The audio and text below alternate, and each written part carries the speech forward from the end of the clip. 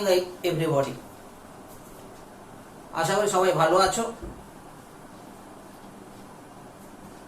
সবচেয়ে ভালো খবর যে তোমরা পড়াশোনা শুরু করেছো, কারণ আমার হোয়াটসঅ্যাপ গ্রুপে অনেকে তোমরা লিখে পাঠিয়েছো অনেকগুলো অঙ্ক। যেমন ব্রহ্মময় 11 দাগে অঙ্কটা কষে দেওয়ার জন্য বলেছ। আমি সেই 11 দাগে অঙ্কটা গড়ে তুলেছি। অঙ্কটা একটু ভালো করে পড়ে না। টাকায় 12টি জিনিস বিক্রি করে, টাকায় বলতে 1 টাকায় আমি যখন 12টা জিনিস বিক্রি করছি আমার 4% ক্ষতি হচ্ছে। টাকায় বলতে সেই 1 টাকায় আমি কটি জিনিস বিক্রি করলে 44% লাভ হবে। এটা এক লাইনের একটা অঙ্ক। আমি এই অঙ্কটা সমাধান করার আগে একটা ছোট্ট গল্প বলি।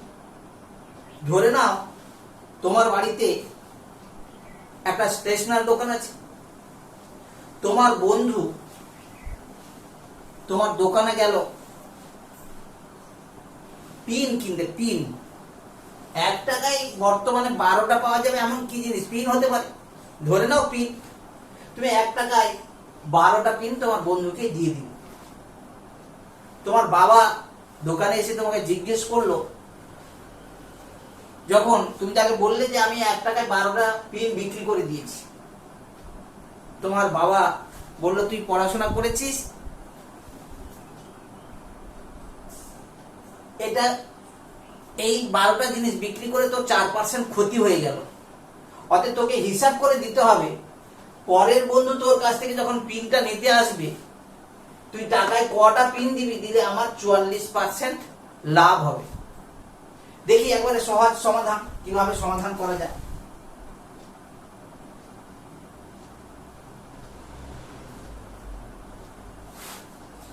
টাকায় 12টি জিনিস বিক্রি করেছি, তাহলে প্রতিটি জিনিসের বিক্রয় মূল্য কত? প্রতিটি জিনিসের বিক্রয় মূল্য 1-এর 12 টাকা। কেন?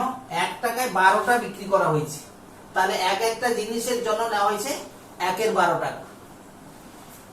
এতে ক্ষতি হয় 4%। তাহলে আমি যে দামে কিনেছিলাম কেনা দাম থেকে আমি 4% কম পেয়েছি। তাহলে বিক্রয় মূল্যটা কত? তাহলে এই কথাটা আমি যদি এখান থেকে লেখা শুরু করছি, 4% ক্ষতিতে বিক্রয় মূল্য হয় ক্রয় মূল্যের 100 - 4% সমান 96%।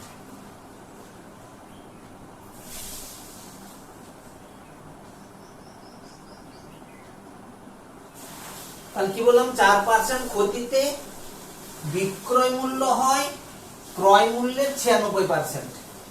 আমি দ্বিতীয় বন্ধুর কাছে যখন পিন বিক্রি করব আমি 44% লাভ করব।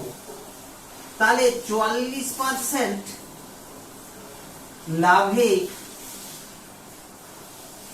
বিক্রয় মূল্য হবে ক্রয় মূল্যের কত? ঠিকই বলেছ, 100 + 44%। 100 + 44%, 144%। তাহলে দেখো, তুমি যখন টাকায় 12টা বিক্রি করেছো তুমি কিন্তু ক্রয় মূল্যের 96% পেয়েছিলে। এবারে কিন্তু তুমি ক্রয় মূল্যের 144% পেতে চাও, তাহলে কত দামে বিক্রি করতে হবে? অতএব সমস্যাটি হলো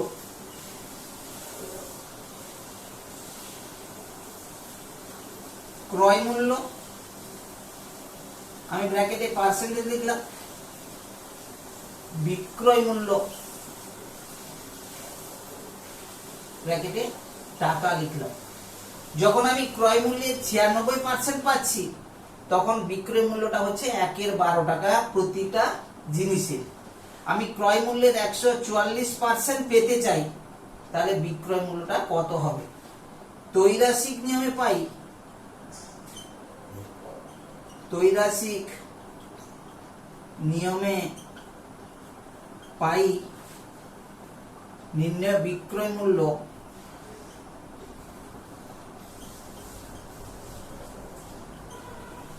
সমান 1/12 গুণিতক 144/96 টাকা সমান 1/8 টাকা। তাহলে এবার বুঝতে পারলাম, যদি আমি 44% লাভ করতে চাই, তাহলে প্রতিটা জিনিসকে আমার 1/8 টাকায় বিক্রি করতে হবে। অতএব কি লিখবো? অতএব 44% লাভ করতে হলে 1/8 টাকায় জিনিস বিক্রি করতে হবে একটি। তাহলে 1/8 টাকায় যদি একটি বিক্রি করি, 1 টাকায় জিনিস বিক্রি করতে হবে 8টি। তাহলে অঙ্কটা বোঝা গেল সবাই? একবারে সহজ অঙ্ক। তাহলে টাকায় 12টি জিনিস বিক্রি করে 4% ক্ষতি হয়। আমি প্রথমে প্রতিটি জিনিসের বিক্রয় মূল্য বের করে নিলাম 1/12 টাকা, এতে ক্ষতি হয় 4%।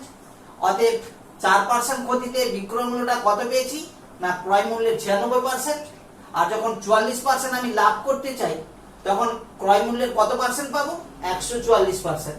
তাহলে যখন 96% 1/12 টাকা হয়, 144% কত টাকা হচ্ছে? না, সেটা হচ্ছে 1/8 টাকা। অতএব 44% লাভ করতে হলে 1/8 টাকায় জিনিস বিক্রি করতে হবে একটি, অর্থাৎ 1 টাকায় জিনিস বিক্রি করতে হবে কটি? 8টি।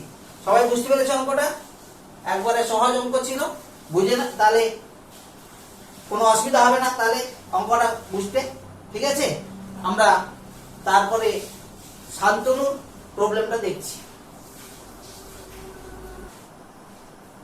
শান্তনু বলেছে 15 দাগের অঙ্কটা একটু বুঝতে অসুবিধা হচ্ছে, কিন্তু অঙ্কটা একবারে সহজ। আমি এই অঙ্কটা থেকে কতগুলো প্রশ্ন করছি। পেনের দোকানটা কার? না, রফিক চাচার। সে কাকে কাকে পেন বিক্রি করলো? না, একটা বিক্রি করলো শুভমকে, আর একটা করলো মিতাকে। শুভমকে পেনটা বিক্রি করার সময় 2.90 টাকা ছাড় দিয়েছে, এতে তার 12% লাভ হলো। কিন্তু মিতাকে সে বিক্রি করেছে 34.50 টাকায়, এতে তার শতকরা কত লাভ? এই কটা বিষয় পরপর জেনে নিলাম। তাহলে কি বললাম? রফিক চাচার পেনের দোকান, শুভম যখন পেনটা কিনতে এলো, পেনটার উপর যে দাম লেখা ছিল ধার্য মূল্য 36.50 টাকা, সেখান থেকে 2.90 টাকা কম নিয়ে বিক্রি করলো। এতে দেখলো সে তাতেও তার 12% লাভ হয়েছে। আর একটা পেন নিতে এলো কে? না, মিতা। তাকে 34.50 টাকায় বিক্রি করলো। তাহলে প্রথম কলমটিতে যদি তার 12% লাভ হয়ে থাকে, তাহলে দ্বিতীয় কলমটিতে তার কত পার্সেন্ট লাভ হয়েছে সেটা আমরা বের করব। দেখো, একবারে সহজ অঙ্ক, সমাধানটা আমরা এইভাবে শুরু করব।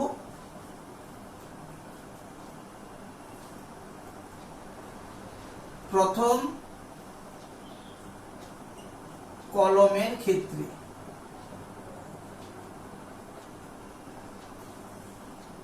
ধার্য মূল্য কত?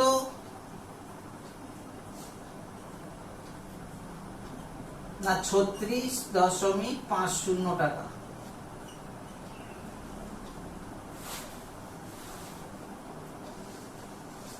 ছাড় কত দেয়? 2.90 টাকা। অতএব বিক্রয় মূল্য কত দামে বিক্রয় করেন? না 36.50 টাকা থেকে 2.90 টাকা বাদ দিব, তাহলে 33.60 টাকায় তাহলে বিক্রি করেন। শুভমকে পেনটি বিক্রি করে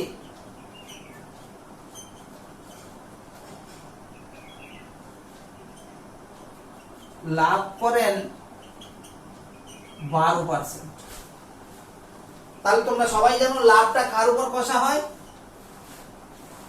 না পেনটা যে দামে কিনেছিল সে কেনা দামের উপর তিনি হিসাব করেছেন, 12% লাভ করেছেন। অতএব আমি সমস্যাটা কি লিখব? সমস্যাটি হলো ক্রয় মূল্য, ব্র্যাকেটে টাকা লিখছি, বিক্রয় মূল্য, ব্র্যাকেটে টাকা লিখছি। তাহলে 12% লাভ, অর্থাৎ যদি তিনি 100 টাকায় কিনে থাকেন পেনটি, বিক্রি করেছেন 100 প্লাস 12, 112 টাকা। কিন্তু পেনটির আসল বিক্রয় মূল্য কত? 33.60 টাকা। তাহলে কত দামে কিনেছিলেন? তাহলে নির্ণয় তৈরাসিক নিয়মে তাহলে পাচ্ছি কি? তৈরাসিক নিয়মে পাই পেনটির ক্রয় মূল্য, পেনটির ক্রয় মূল্য সমান কত? না 100 গুণিতক 33.60 বাই 112 টাকা। এই দশমিক তুলে দিই, নিচে 100 হলো, 100 কাটলাম, 112 দিয়ে পুরো কেটে দিই, 30। তাহলে কত হলো? 30 টাকা।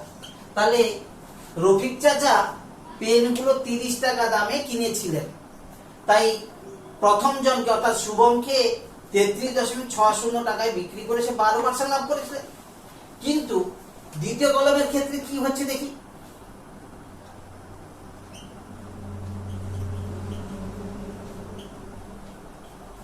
কলমের ক্ষেত্রে তাহলে ক্রয় মূল্য জেনে ফেলেছি পেনগুলো, তাহলে ক্রয় মূল্যটা কত? 30 টাকা। কত টাকায় বিক্রি করলেন? না বিক্রয় মূল্য 34.50 টাকা। কত লাভ করলেন? না 34.50 বিযুক্ত 30 টাকা, 4.50 টাকা। শতকরা লাভ করলেন কত?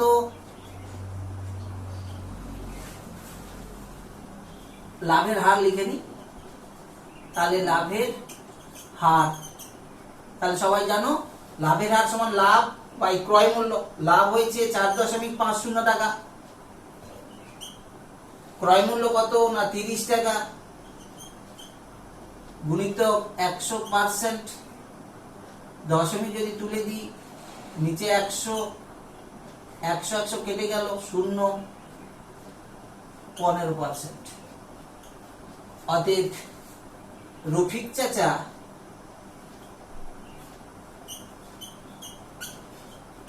দ্বিতীয় কলমটি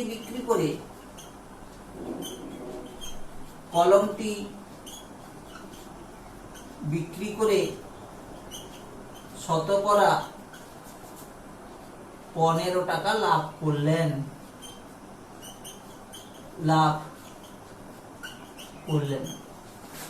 কি সবাই বুঝতে পেরেছ? তাহলে আরেকবার তো দেখে নি অঙ্কটা কিভাবে করা গেল। তাহলে প্রথম কলমের ক্ষেত্রে তাহলে আমি ধার্য মূল্যটা জানি, ছাড় জানি, তাহলে ধার্য মূল্য থেকে ছাড় বাদ দিয়ে দিলে আমরা বিক্রয় মূল্য পেয়েছিলাম। বিক্রয় মূল্যটা পাবো কখন? না ক্রয় মূল্যের উপর লাভ যোগ করলে বিক্রয় মূল্য। তাহলে ক্রয় মূল্য যখন 100, লাভ হচ্ছে 12 টাকা, তাহলে 112 টাকায় বিক্রি করার কথা ছিল, বিক্রি করছি 33.60 টাকায়। তাহলে কত টাকায় কিনেছিলাম? দেখা গেল পেনটির ক্রয় মূল্য বেরোলো 30 টাকা, তাহলে ওই ধরনের কলম মানে একই রকমের কলম তাহলে বিক্রি করছে মিতাকে, অতএব দ্বিতীয় কলমের ক্ষেত্রে ক্রয় মূল্য 30 টাকা পেয়ে গেছি, বিক্রয় মূল্য তো দেওয়া আছে 34.50 টাকা, তাহলে লাভ হলো কত আর লাভের হার কত। আশা করি সবাই বুঝতে পেরেছো। আমি নেক্সট কোশ্চেনে যাচ্ছি।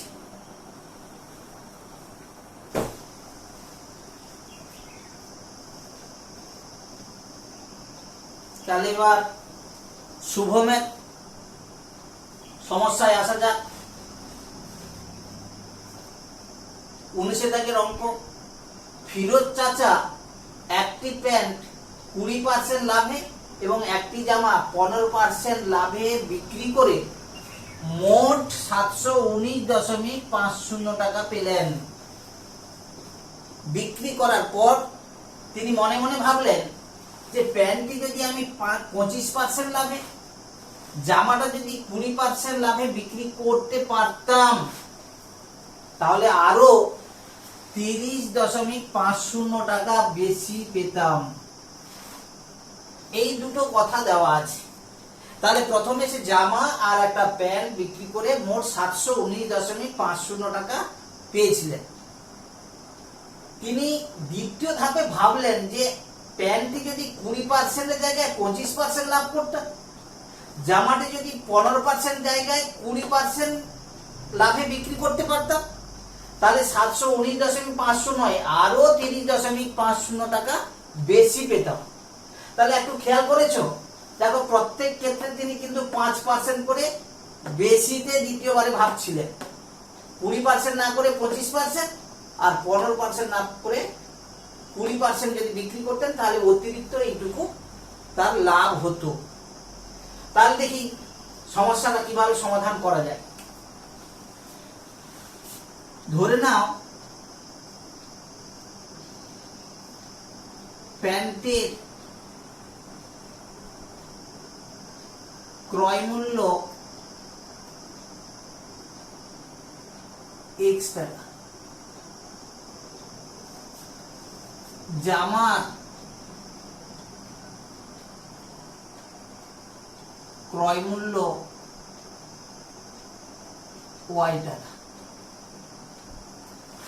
তাহলে 20% লাভে প্যান্টের বিক্রয় মূল্য কত? তাহলে প্রথম শর্তানুসারে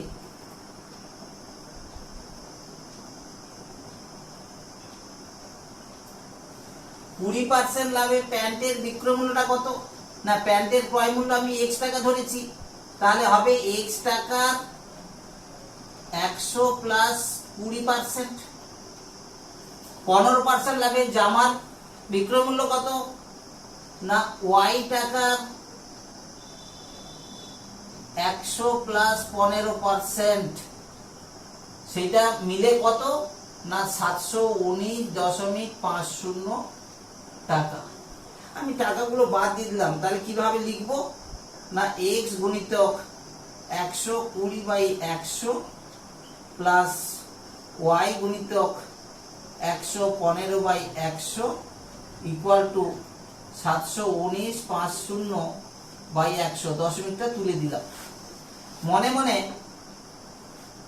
উভয় পক্ষে 100 যদি গুণ করে দিয়ে তাহলে বাদ চলে যাবে 100 এবং প্রত্যেকটাকে 5 দিয়ে ভাগ করে দিই। সবগুলো 5-এর গুণিতকে আছে, দেখো 5 দিয়ে যদি ভাগ করে দিই তাহলে এটা 5 দুগুণে 10, 5 4 20, তাহলে এটা হলো 24x plus 23y equal to 5 একে 5, 5 4 20, 5 3 15, 5 9 45 0।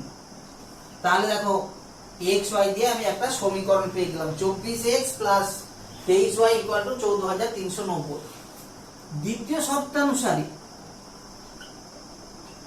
দ্বিতীয় শর্তানুসারে যদি এই টাকাটা তার অতিরিক্ত হচ্ছে তাহলে অতিরিক্ত লাভটা কত? না প্রথম প্যান্টের ক্ষেত্রে অতিরিক্ত লাভ কত হতো? না x টাকা 25 বিযুক্ত 20%। কেন? প্রথমে সে 20% লাভ করেছিল, দ্বিতীয়বারে সে 25% লাভ করতে চায়, তাহলে অতিরিক্ত লাভ করতে চায় 5%। জামার ক্ষেত্রেও ঠিক একই রকম, ওয়াই টাকার 20 - 15% দিলে তার অতিরিক্ত আয় হতো 30.50 টাকা, বা এক্স গুণিতক 5/100 প্লাস ওয়াই গুণিতক 5/100 ইকুয়াল টু 30/50/100। আগের নিয়মে যেভাবে আমি বাদ দিয়েছি 100 উভয় পক্ষে, 5 দিয়ে যদি আমি প্রত্যেকটাকে বাদ দিয়ে দিই তাহলে কত পাচ্ছি না x plus y equal to 610। তাহলে দেখো তোমরা দুটো এক্স ওয়াই দিয়ে দুটো সমীকরণ পেয়ে গেছো। তোমরা তো সমাধান অলরেডি শিখে ফেলেছো। আমি যদি অপোনেন্ট পদ্ধতিতে সমাধান করতে চাই, যদি ওয়াইটাকে আমি অপনীত করতে চাই, তাহলে 2 নম্বর সমীকরণকে আমি 23 দিয়ে গুণ করে দেব। তাহলে কি লিখবো? এখন 1 নম্বর সমীকরণকে 1 দিয়ে এবং 2 নম্বর সমীকরণকে 23 দিয়ে গুণ করে পাই। কি পাচ্ছি? 1 দিয়ে গুণ করলে তো একই কথা থাকলো, 24x প্লাস 23y সমান কত? 14,390। আমার কাছে 3 নম্বর সমীকরণ থাকলো, এটাকে 23 দিয়ে গুণ করলে কত হচ্ছে? 23x প্লাস 23y, এটাকে গুণ করে নি, তাহলে 610 কে 23 দিয়ে গুণ করব।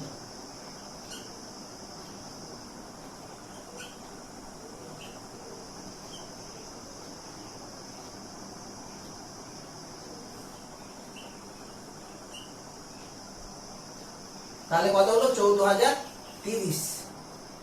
14,030 টাকা। এটা 4 নম্বর সমীকরণ। তাহলে কি করব না, ওয়াই অপনীত করতে চাই, তাহলে বিয়োগ করে দিই। বিয়োগ করে তাহলে লিখে দিই বিয়োগ করে, তাহলে 24x থেকে 23x গেলে x ইকুয়াল টু 360। এখন x এর মান 2 নম্বর সমীকরণে বসিয়ে পাই। কি পাচ্ছি না x প্লাস y হচ্ছে 610, তাহলে x এর মান 360 পেয়েছি। 360 প্লাস y ইকুয়াল টু 610, বা y equal to 610 minus 360 equal to 250। তাহলে কি পেয়ে গেলাম? x পেয়ে গেলাম 360। x টা কি ধরেছিলাম? প্যান্টের ক্রয় মূল্য, আর জামার ক্রয় মূল্য কত? 250 টাকা। অতএব করে লিখে দেবো নির্ণেয় প্যান্টের ক্রয় মূল্য সমান 360 টাকা, জামার ক্রয় মূল্য সমান 250 টাকা। তাহলে সবাই বুঝতে পেরেছি? অঙ্কটা সহজই ছিল, একটু ভালো করে ফুটে ফুটে পড়তে হবে, ব্যাস। নেক্সট,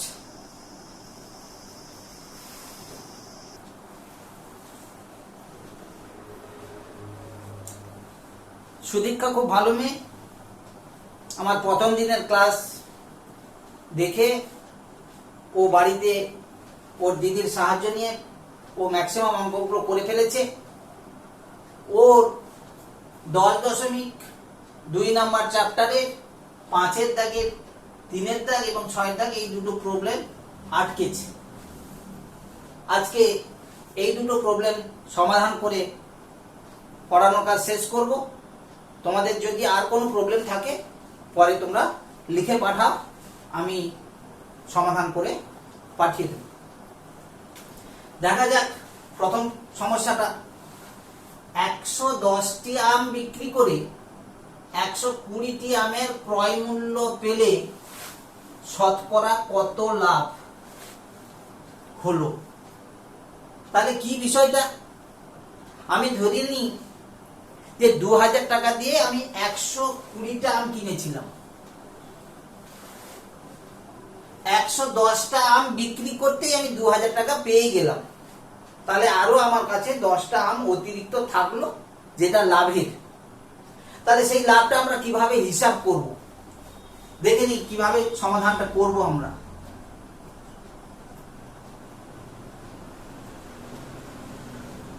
একশো 10টি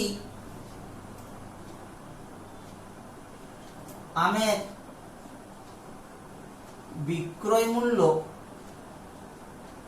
সমান 120টি আমের ক্রয় মূল্য। সেটা কত বললাম? 2000 টাকা।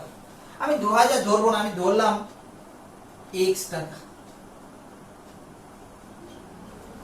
তাহলে নিশ্চয় তোমরা বুঝতে পারছো 110টি আম যদি আমি x টাকায় বিক্রি করি তাহলে একটি আমের বিক্রয় মূল্য কত?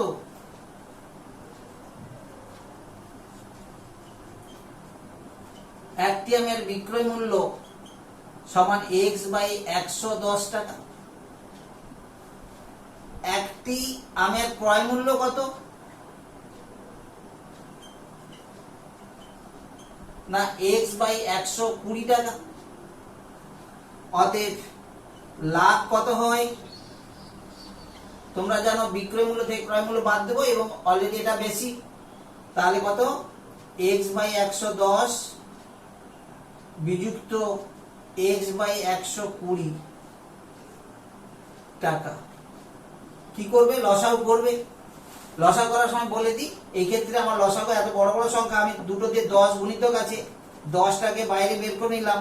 তাহলে আমি 11 গুণিতক 12 গুণিতক 10 এটা লসাগু ভাবতে পারি। তাহলে এইটাকে যখন 110 দিয়ে ভাগ করবো, 11 10-এ বাদ চলে গেল, পড়ে থাকলো 12। তাহলে কত? 12x মাইনাস 11x টাকা সমান কত? x বাই 11 গুণিতক 12 গুণিতক 10। এই টাকাটা লাভ হলো এক একটা আমে। লাভের হার কত? লাভের হার তোমরা সবাই জানো, লাভ বাই ক্রয় মূল্য। লাভ হচ্ছে এই টাকাটা x বাই 11 গুণিতক 12 গুণিতক 10 বাই ক্রয় মূল্য। প্রতি দামের ক্রয় মূল্য কত? x বাই 120 গুণিতক কত? 100% সমান x বাই 11 গুণিতক 12 গুণিতক 10 গুণিতক 120 বাই x গুণিতক 100%। x x কাটলো, 120 12 10-এ কেটে গেল, তাহলে থাকলো 9 পূর্ণ 1/11%। তাহলে কিভাবে করলাম? 110টি আমের বিক্রয় মূল্য যাহা, 120টি আমের ক্রয় মূল্য তা, সেটা আমি x টাকা ধরে নিলাম। তাহলে এক একটা আমের ক্রয় মূল্য কত, বিক্রয় মূল্য কত জেনে ফেললাম, লাভ কত হলো বের করতে পারলাম। লসাগুটা একটু মনে রাখতে হবে। তাহলে লাভের হার কত? না 9 পূর্ণ 1/11%। আশা করি সবাই বুঝতে পেরেছ। দেখে নি তাহলে এটা 6-এর সমাধানটা।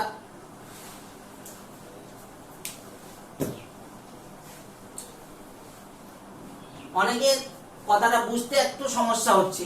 একটি দ্রব্য পরপর 20% ও 10% ছাড়ে বিক্রয় করা হলে সমতুল্য ছাড় কত?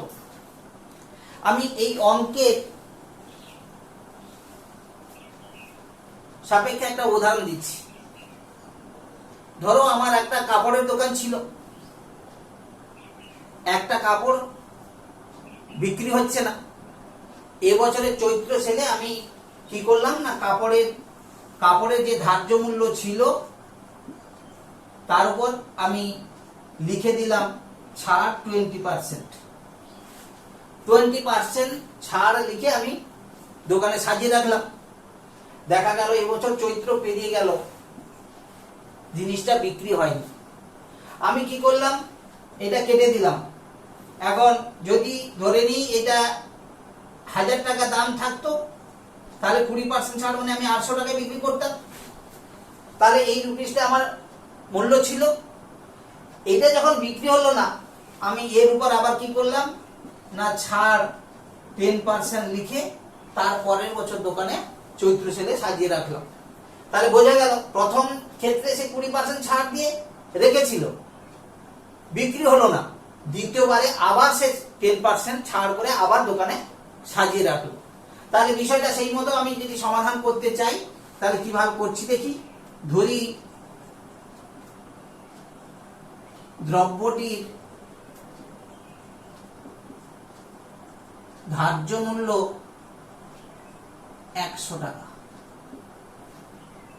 প্রথম ধাপে ছাড় দেওয়া হয় 100 গুণিতক 20/100, 20% ইকুয়াল টু 20 টাকা। অতএব পরিবর্তিত ধার্য মূল্য কত হয় না, পরিবর্তিত ধার্য মূল্য হয় 100 মাইনাস 20 ইকুয়াল টু 80 টাকা। তাহলে 100 টাকার দ্রব্য ছিল, আমি প্রথম বছর 20% ছাড় দিয়েছিলাম, তাহলে আমি দ্রব্যটা 80 টাকায় বিক্রি করতে পারতাম। দ্বিতীয় ধাপে ছাড় দেওয়া হয় কত না, 80 টাকার 10%, 80 গুণিতক 10/100 টাকা ইকুয়াল টু 8 টাকা। অতএব মোট ছাড় দেওয়া কত হলো